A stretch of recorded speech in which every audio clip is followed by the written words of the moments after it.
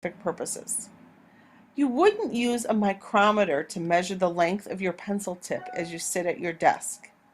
But if you were an engineer in a factory, you might use a micrometer to make sure the pencil leads in the pencils you were making were all the same size. It's just not something that you use on a regular basis unless you were doing something scientific. So you wouldn't say something like, the anthill was only a few micrometers away, but it seemed like a mile to the insect. It just doesn't make sense because a micrometer is not a unit of distance. I guess now it's one more thing when we look back at micro. If you think about all the words we just talked about, they're all nouns. They represent a person, place, thing, or idea. Microscope, microanalysis, microchip, microeconomics, microbar, micrometer. Now, of course, you can make some of them adjectives. For example, you might use a microscope, which is a noun, to look at something microscopic, which is an adjective. Now let's look at mil and milli, because those are measures of distances. This root comes from Latin, meaning 1,000 or a thousandth part.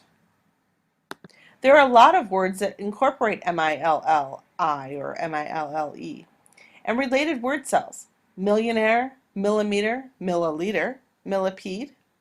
The word million, for example, literally means 1,000 thousands.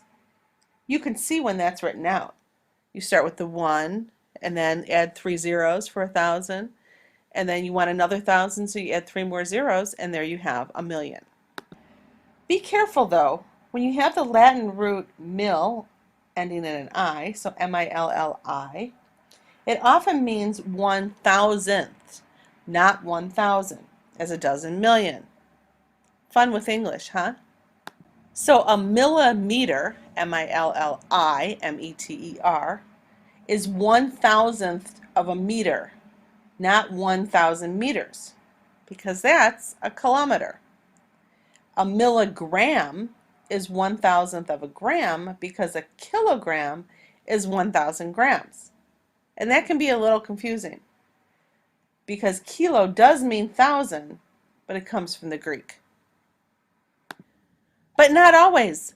Millipede, M-I-L-L-I-P-E-D-E, has an I in it. And it's simply a bug with a lot of legs, although not 1,000 and not 1,000th of a leg.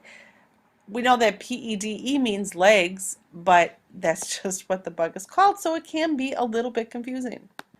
Now, if the word cell mill ends in E, so M-I-L-L-E, it means thousand. So look at some other words. Millennium, for example, has an E at the end of its word cell, M-I-L-L-E, and that means 1,000, and we already know that E-N means years, so millennium means 1,000 years. Next up, mon or mono. It means one, or by yourself, alone, and it comes from the Greek. Have you ever played the game Monopoly? What does that word really mean? Its official meaning is one person, or a company, or a government, having total control over a business or industry. The Greek ending, poly, means many. So a monopoly is one person or entity having control over many. And that's the goal of the game, right? For one person to rule the entire board and to control all the properties and money?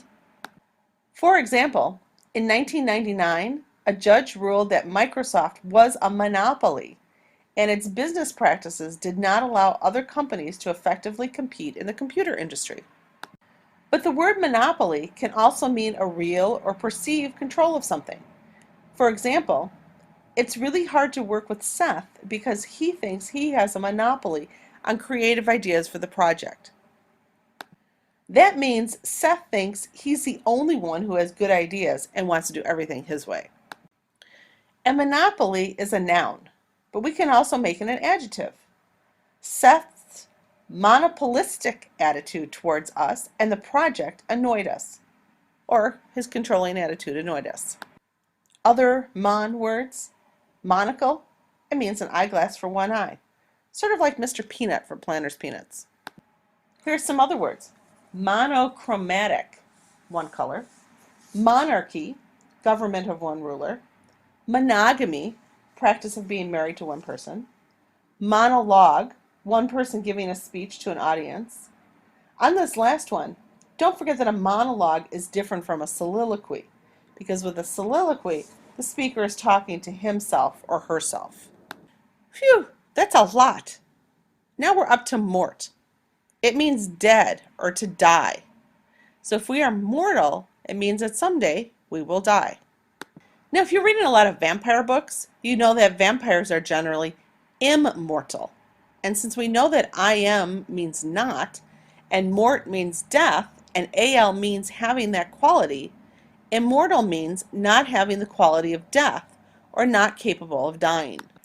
By the way, mortal and immortal can be both nouns and adjectives depending on how they are used. In the sentence, our lives are mortal, mortal is an adjective because it's describing our lives. But in the sentence, in twilight, Edward loves Bella, who is a mortal, mortal is a noun. But there's another noun that goes with this, mortality. It means the idea of life having an end at some point. And immortality is also a noun that's an idea. Edward contemplates his own immortality when thinking about his love for Bella. Here's some more on mort. When people die, they are often taken to a funeral home or a mortuary. Because mort means death and airy means place for. It's not really a place of death because people aren't dying there, but it's a place where the dead are taken care of. Not everything is a literal translation from the language it comes from, but when taken in context, it will help you determine the meaning. For example, look at this sentence. The mortician respectfully prepared Susan's grandmother's body for burial. Now, mort means death, and ischen means person who does something. But we know here mortician is not a person who died to prepare the body.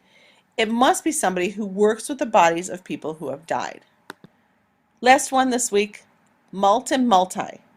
It means many or many more than. Let's start with the word multilateral. It means many sides. Although be careful, because this usually means many sides to an issue or many perspectives on an issue, rather than a physical object with physical sides. Multilingual means speaking many languages. And by the way, taking a few foreign language classes does not make you multilingual. You need to be fluent or close to it before you can consider yourself bilingual or multilingual if it's more languages. And look at each of these words. They all end in al. What part of speech does that usually point to? An adjective. Other words that include mult: multiply, so make many times, multitude, a great number, but a collective noun, not necessarily a specific number. Thanks for watching.